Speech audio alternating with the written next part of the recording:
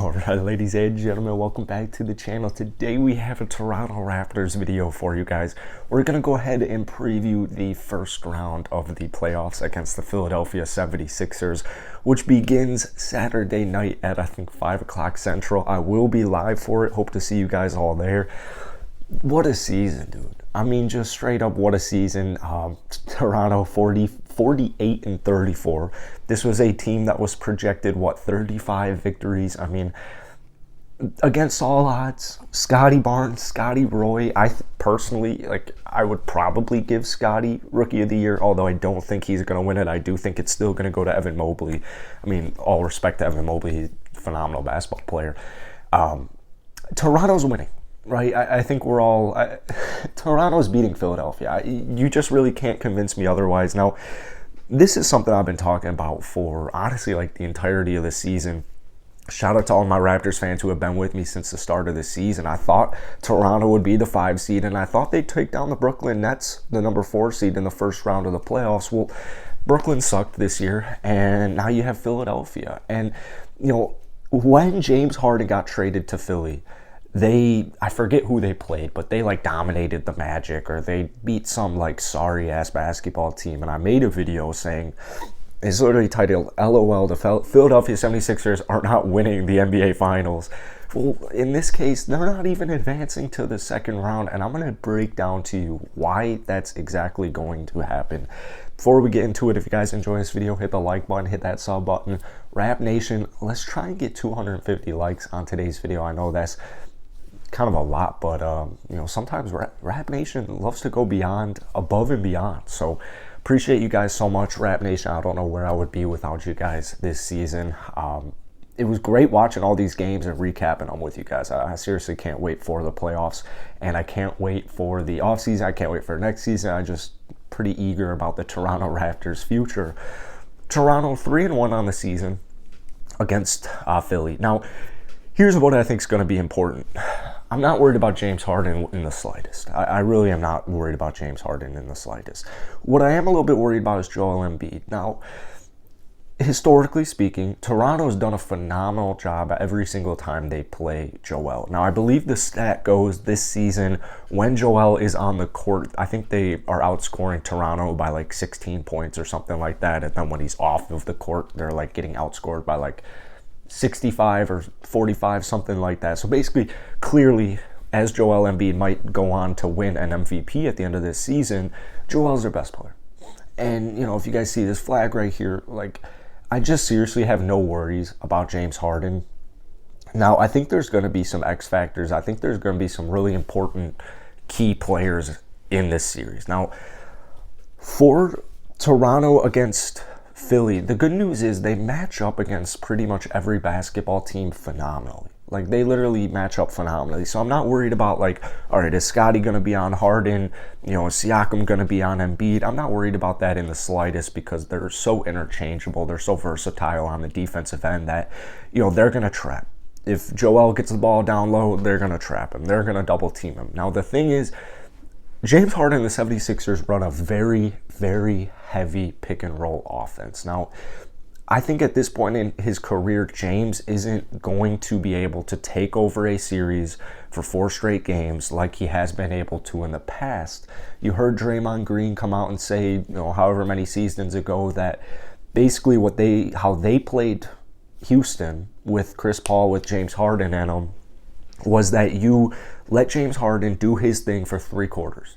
So there were a lot of times where Golden State was either losing or it was a very close game in all their series against Houston, specifically that, I'm talking that 2018 semifinal series. You let James Harden get all tired, and then once he's tired in the 4th, you trap him, you double team him, you force the ball out of his hands, and you have everyone else beat you. Now, in Philly's case, they're going to run a ton of pick and rolls. James Harden is going to pick and pop with Joel Embiid anytime he isn't getting any scoring opportunities, or if he's not, if no one's open, if no one's cutting, or whatever the case may be. He's going to dish it off to Joel Embiid once he's figured out he doesn't have a shot, or whatever. The big thing is with Embiid, Got to play physical. I'm not worried about the Toronto Raptors being able to guard Joel Embiid because, like I said, they do a great job playing team defense. My big concern, and I think the big threat, first off, it's really good Matisse Thybulle can't play in Canada. That's gonna be vital. My thing is when Joel Embiid's getting double teamed or he's getting trapped or whatever you have, he's gonna dish it out. He's gonna find two specific players named Tobias Harris and Tyrese Maxey. And to me, that's the real threat with the Philadelphia 76ers against the Toronto Raptors. It's not how do you limit James Harden? You try to neutralize and limit Joel Embiid as much as you can. Force James Harden to be James Harden. And you just gotta you gotta cover Harris. You gotta cover Maxey because those are two players, specifically Tobias Harris is a player who is capable of dropping 21, 22, 23, 24 in this playoff series if he's feeling it from downtown. Now, the two games with James Harden that Toronto played him in, they did a phenomenal job guarding everybody. They literally did a phenomenal job guarding everybody. Philly, they were missing critical players in their last game. They were missing critical players. Philly was missing Matisse. But Toronto was missing a lot of their offensive guys, some of their starters. And so if you can just score the basketball 115 points a game, like they did the other night when you won against Philly last Thursday, 119 to 114, you got to just try and neutralize Joel Embiid. From Toronto's standpoint, you're going to have guys like Siakam and Freddie hopefully just continue to be how they've played the entire season. I mean, Freddie All-Star, right? Freddie the All-Star, he's looking healthy, or hopefully he's going to be fully healthy come this playoff series. Siakam's been playing like an All-NBA second or first team since the All-Star break, and honestly just in the season in general, he's been very good. But post-All-Star break, Siakam is literally playing like one of the best top 10 players in the NBA. That's a fact. For me, I need good games from guys like OG Anunoby, who I'm not that worried about because he looked good. I think if he really had to play like he played the other night against New York, I'm not worried injury-wise with OG. Gary Trent Jr., another big player. He's a shooter. Can sometimes be a streaky shooter. For the most part, he's efficient. But I'm looking at OG, I'm looking at Gary, and then I'm looking at Siakam. I'm looking at Precious. I'm really looking hard at Precious because if Precious, we all know the Toronto Raptors have the worst bench in the entire NBA. If Precious Achiuwa can just give you 12 points off of the bench, you know you're going to get probably at least 6 from Thad. You're probably going to get at least 10 from Boucher. I feel like Precious Achiuwa is a huge component to this bench success. It's going to be interesting to see how they deploy lineups. Nick Nurse, it's going to be interesting to see if they go super small because you're playing Embiid, you're playing Drummond. They can get big. They can get super big. So I'm very intrigued to see how Nick Nurse deploys his lineups, especially defensively. But I think Precious, Gary, OG, I think if those three players play above average, this series is over. I really think that's the way it is. If Gary, I'm talking here, I'll give examples.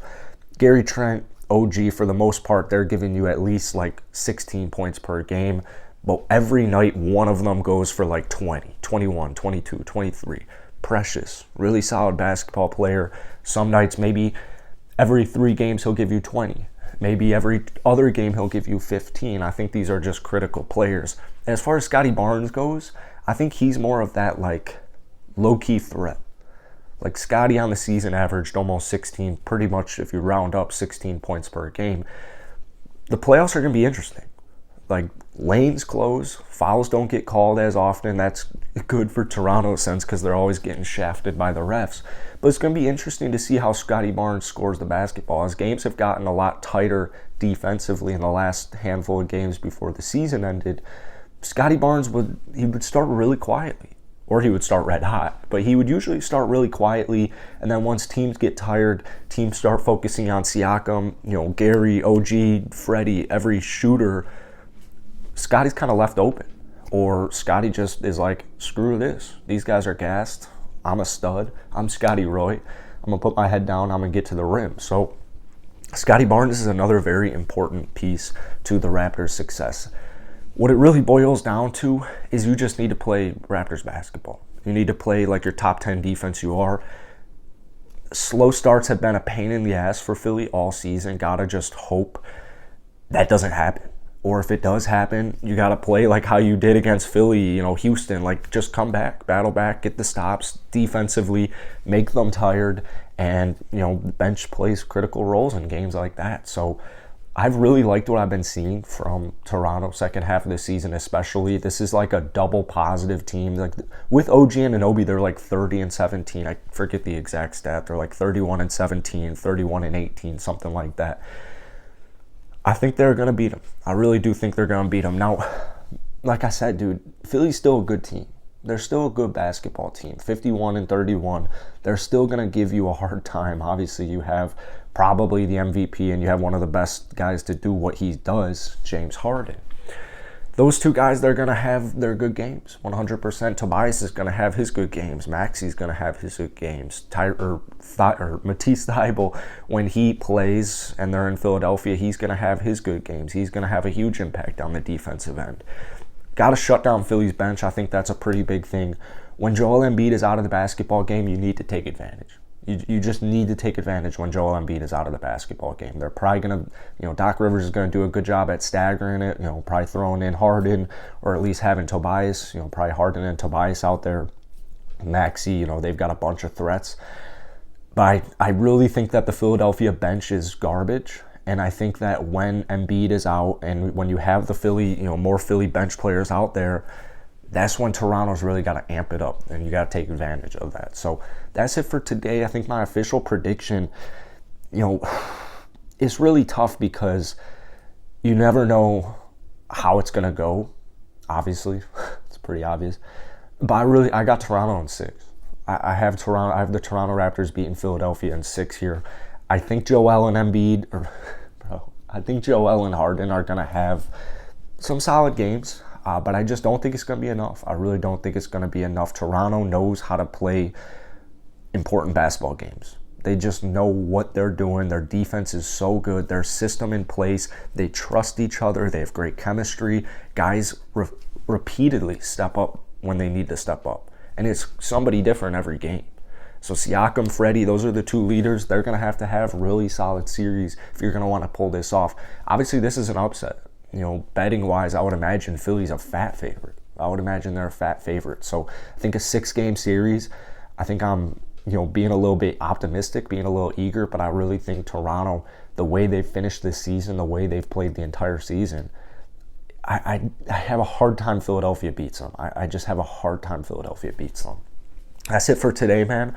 Drop some predictions on the series down below. Obviously, we have like almost a whole freaking week. Almost a whole freaking week here, which really sucks because I got like less than a month left of school and it's about to ramp up right during playoff time. It sucks, but I got you guys covered with videos probably every single day leading up to the series, and then obviously once the series is underway, it'll be maybe even twice a day depending on how things are going. But hopefully I'll see a lot of you guys live on Saturday, and hit the like button, 250 likes, and I'll see you guys later.